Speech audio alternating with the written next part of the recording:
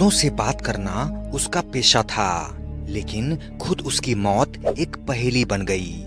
अपनी महारत, खास मशीन और कैमरे की मदद से ये हमेशा अनजान और अदृश्य लोगों को ढूंढता नजर आता। उनसे बातें करता, उनकी बातें सुनता।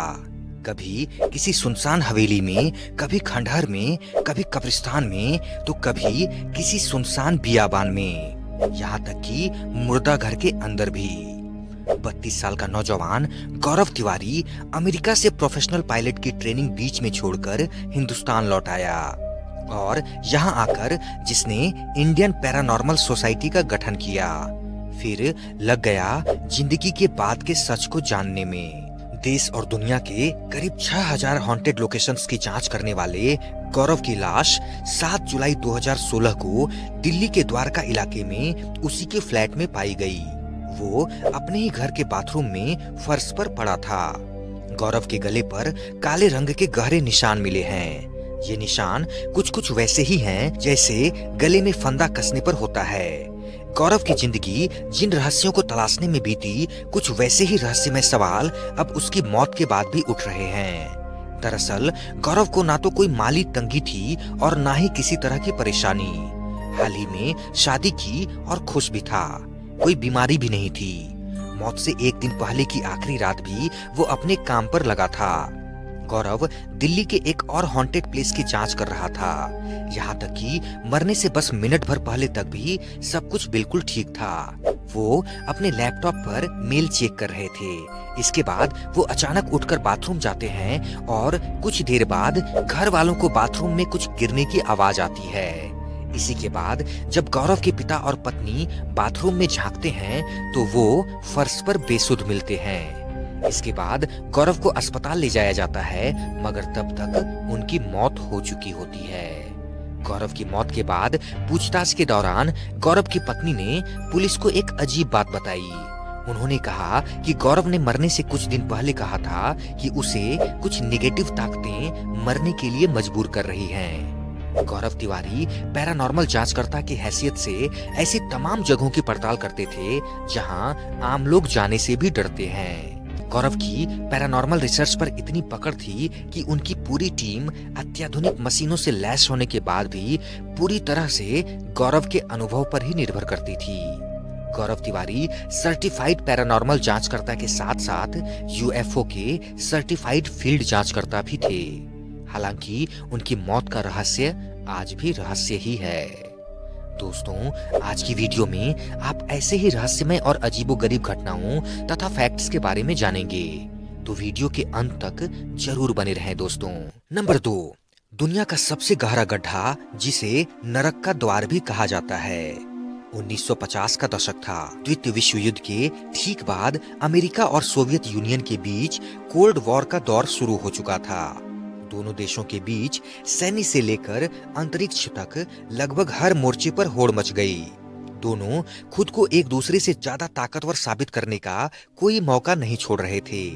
इसी बीच अमेरिका और सोवियत यूनियन के बीच एक और प्रतिस्पर्धा शुरू हुई और वो थी धरती की सर्वाधिक गहराई में जाने की। दोनों देश देखना चाहते थे कि आखिर कौन धरती के अंदर सबसे ज्यादा गहराई में जा सकता है। अमेरिका ने सबसे पहले अपने प्लान पर काम शुरू किया और प्रोजेक्ट को नाम दिया मोहोल। साल 1961 आते आते 601 फीट तक ड्रिल भी कर दिया, लेकिन 1966 में अमेरिकी कांग्रेस ने बजट और मिसमैनेजमेंट का हवाला देते हुए इस प्रोजेक्ट की फंडिंग से इनकार कर दिया, जिसके बाद अमेरिका का प्रोजेक्ट वहीं लटक गया। उधर सोवियत रूस अपने प्रोजेक्ट पर काम करता रहा। मरमस्क प्रांत में फिनलैंड और नॉर्वे बॉर्डर पर कोला आइलैंड में ड्रिलिंग के लिए जगह चुनी गई। यह जगह आर्कटिक सर्किल के करीब थी। प्रोजेक्ट को नाम मिला कोला सुपर डीप बोरहोल। मई 1970 में ड्रिलिंग शुरू की और साल 1989 आते आते 12.226 किलोमीटर तक ड्रिल कर दिया।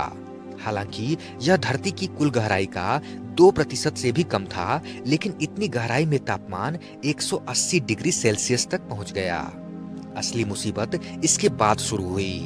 वैज्ञानिकों ने और ड्रिल करने की कोशिश की, लेकिन ड्रिलिंग मशीन और दूसरे उपकरण इतने तापमान को झेल ही नहीं पा रहे थे। इतने तापमान में नीचे की चट्टानें एक तरीके से प्लास्टिक जैसा व्यवहार करने लगी। हालांकि सोवियत यूनियन साल 1992 तक कोशिश करता रहा। उसकी इच्छा कम से कम 15 किलोमीटर तक ड्रिल करने की थी, लेकिन 1989 की गहराई से वो जरा भी आगे नहीं बढ़ पाए। कोला सुपर डीप बोरहोल से जुड़ा एक मिथक भी खासा चर्चित है। ऐसा कहा जाता है कि जब सोवियत रूस 12.226 किलोमीटर से आगे ड्रिल करने की कोशिश कर रहा था, उसी वक्त गड्ढे के अंदर एक चैम्बर टूट गया और अंदर से भयानक चीखने चिल्लाने जैसी आवाजें आने लगी। हालांकि इसकी कभी पुष्टि नहीं हो पाई, लेकिन इसी के बाद कोला सुपर डीप बोरहोल को नर्क का द्वार कहा जाने लगा और दावा किया गया कि इन आवाजों के चलते ही रूस ने खुदाई बंद कर दी थी। नंबर 3, नामीबिया दक्षिण पश्चिम अफ्रीका के अटलांटिक तट से लगा हुआ देश है। यहाँ का अधिकांश हिस्सा रेगिस्तान है और यहाँ बारिश बहुत ही कम होती है। रेगिस्तानी जलवायु में यहाँ के चीते दुनिया में बहुत मशहूर हैं, लेकिन यह रेगिस्तान अपने अंदर कई तरह के रहस्य समेटे है। यहाँ पर अजीब सी बिखरी हुई बेतरतीब घास फैली दिखाई देती है, जो कम बारिश में कैसे पनपती है, यह हैरानी की बात है। लेकिन उससे भी ज्यादा यहाँ कुछ दुनिया के लोगों के साथ वैज्ञानिकों को आकर्षित करता है, तो वह यहाँ रेगिस्तान में पाई जाने वाली गोल आकृति है, जिसे फेरी सर्किल्स भी कहा जाता है। ये देखने में बहुत खूबसूरत लगते हैं। इन फेरी सर्कल्स की खास बात यह है कि जहां मैदान में हर जगह यह अजीब सी घास फैली होती है, लेकिन इन घेरों में किसी भी तरह की घास या पौधा तक नहीं होता। दूर से यह मैदान देखने में एक बड़े कैनवास पर घास के बीच डॉट पैटर्न बनाते दिखते हैं, जो एक खूबसूरत सा नजारा बनाते हैं।